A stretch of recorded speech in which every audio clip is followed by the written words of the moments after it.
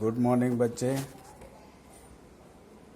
मैं lesson number 5 समांतर श्रेणी, इंग्लिश में बोलते हैं अर्थमेटिक प्रोग्रेशन, तो शॉर्ट में हो गया एपी के फॉर्मूले तुम्हें बता रहा हूँ।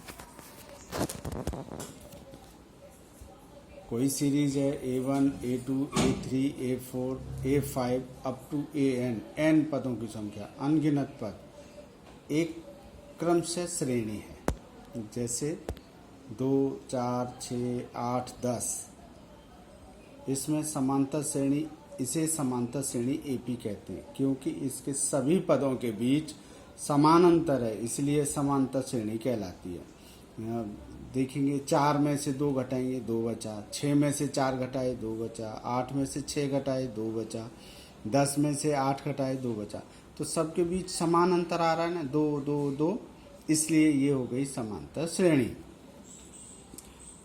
अब समांतर श्रेणी मानक जो समांतर श्रेणी होती है वो है a plus d, a plus 2D, a plus 3D up to n term, इसे मानक श्रेणी कहते हैं।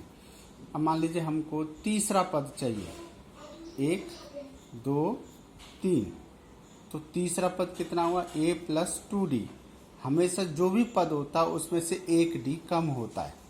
मान लीजिए हमको चौथा पद चाहिए, तो 1, 2, 3, 4, a प्लस 3D। हमको 100वां पद चाहिए तो a प्लस 99D। हमको 70वां चाहिए a प्लस 69D। यानी जो भी हम मांगे उसमें 1D कम होता है। अब फॉर्मूला शुरू होते हैं, ये है, इसको बोलते हैं हम मानक श्रेणी। ए plus d, a plus 2D, a plus 3D N term तक होता है, इसको बोलते हैं मानक श्रेणी एपी। अब पहला फॉर्मूला एपी के एन पद, हमको जितने भी पद दिए हैं उन पदों का मान ज्ञात करना है, उन पदों का मान ज्ञात करना है। तो ए एन बराबर होता है a plus n minus 1 into d. A n, t n और एल तीनों बराबर होते हैं, तो चाहे ए एन बोलो, चाहे टी एन बोलो, चाहे एल बोलो, इन सबको बोलते हैं अंतिम पद। अंतिम पद जैसे ये श्रेणी दी है हमको, ए डी एन, ये हो गया अंतिम पद एन। जहां लास्ट में जो पद लिखा होता है वो अंतिम पद कहलाता है।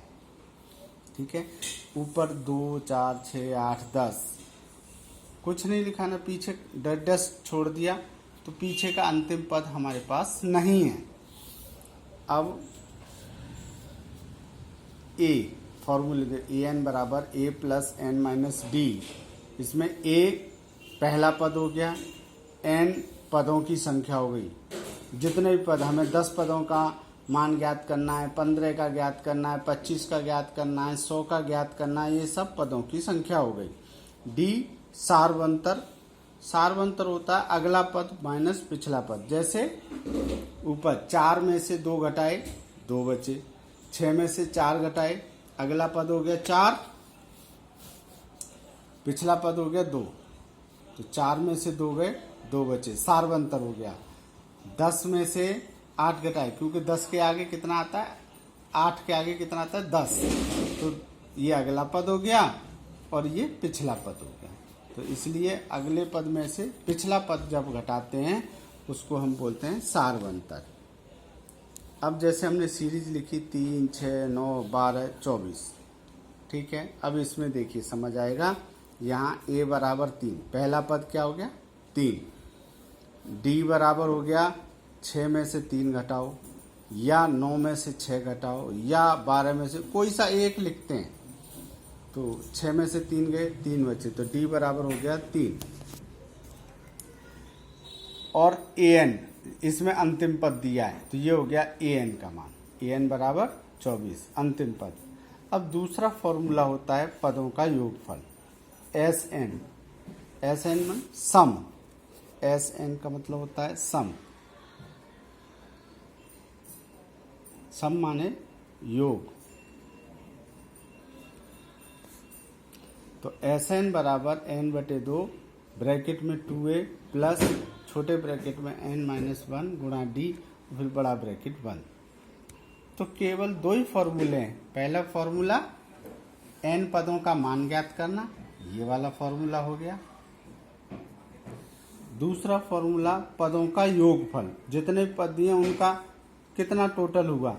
जैसे 1 से लेकर 10 तक की संख्याओं का टोटल करना है हमको, वो फॉर्मूला ये है। मान 10वां पद कितना होगा मान, वो इससे निकलेगा। ठीक, ये फॉर्मूला, केवल दो फॉर्मूले, वेरी इंपॉर्टेंट चैप्टर, बहुत अच्छे मार्क्स आते हैं इसमें। अब 5.2 हमारी कंप्लीट हो गई थी, आज मैं 5.3 करा रहा हूँ। ठीक है, 5.3 के मैंने कुछ क्वेश्चन पिछले वीडियो में दिए थे। पीडीएफ में देखना, तुम खोल के पीडीएफ डाउनलोड करेंगे प्रत्येक बच्चा अपने फ़ोन में, और फिर वो पीडीएफ में फाइल खोल के देखेंगे सारे क्वेश्चन के। तो फिर से कुछ क्वेश्चन रिवाइज कराएं। बच्चों ने कहा है कि सर 5.3 दोबारा कराइए, इसलिए 5.3 का पहले का थर्ड पार्ट 0.6, 1.7, 2.8 डैश 100 पदों का योगफल ज्ञात करो। तो पहला पद क्या हो गया हमारा 0.6, डी बराबर हो गया अगले पद में से पिछला पद घटाना है, 1.7 minus 0.6 is equal to 1.1। N बराबर 100 पद लिखे ना, अंतिम 100 पदों तक। ऐसा नहीं है कि ये हमारा एन हो गया, उसने एन लिखता तो केवल, फिर पद नहीं लिखता। अगर 100 यहाँ लिखता तो फिर पद नहीं लिखता। अगर पद लिखे हैं इसलिए एन का मान है, और पद नहीं होते तो ए एन का मान होता है, इसलिए मैंने ये एन बराबर 100 हो गया। अब हमको पदों का योगफल का फॉर्मूला है एस एन बराबर एन बटे 2 2a plus n minus 1 into d. तो एन बराबर 100 बटे 2 ब्रैकेट में 2 गुणा 0.6 प्लस 100 माइनस 1 गुणा 1.1, डी का मान 1.1। फॉर्मूले में मान रख दिया है। 2 से 100 कट गए 50 आ गया, 6 दूनी 12, 1.2 हो गया। 100 में से 1 गया 99 इंटू 1.1, 50 1.2 प्लस 1.1 का 99 में गुणा कर दिया 108.9, इसमें 1.2 जोड़ दिया तो 110.1 में 50 से गुणा कर दिया 5505, 0.0 आएगा, 0 का हट जाएगा तो 5505 आंसर। इसी प्रकार क्वेश्चन नंबर 2 का फर्स्ट पार्ट, इसका मैंने सेकंड और थर्ड पार्ट पिछले वीडियो में कराए थे। तो फर्स्ट पार्ट है 7 प्लस 10 सही 1/2 प्लस 14 प्लस 84। अब देखिए इसमें पद नहीं लिखा है, पद नहीं लिखा है, इसका मतलब 84 जो है हमारा ए एन का मान है, अंतिम पद। ए बराबर 7, डी बराबर 10 सही 1/2 माइनस 7, अगले पद में से पिछला पद घटा दिया, 10 दूनी 20 और 1 21, 21/2 माइनस 7/1। जब अकेली संख्या होती है तो 1 लिख देते हैं, दोनों का एलसीएम ले लिया 2, 21 माइनस 7 दूनी 14, 21 में से 14 गए 7/2। ए एन बराबर हो गया 84, अंतिम पद। फॉर्मूला ए एन बराबर a plus n minus 1 into d, इसमें मान रख देंगे 84 ए एन की जगह, ए की जगह 7, एन का मान हमको मालूम नहीं है, डी का मान 7/2, ये निकाला ना, इससे डी का मान यहाँ रख दिया।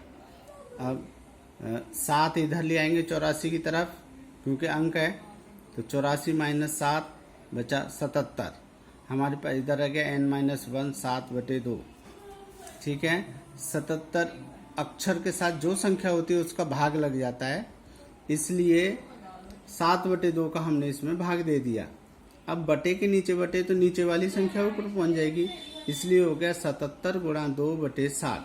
2 जो नीचे है ये 77 के साथ आया, 7 से 77 कट के 11 बार, तो n माइनस 1 बराबर 11 दूनी 22।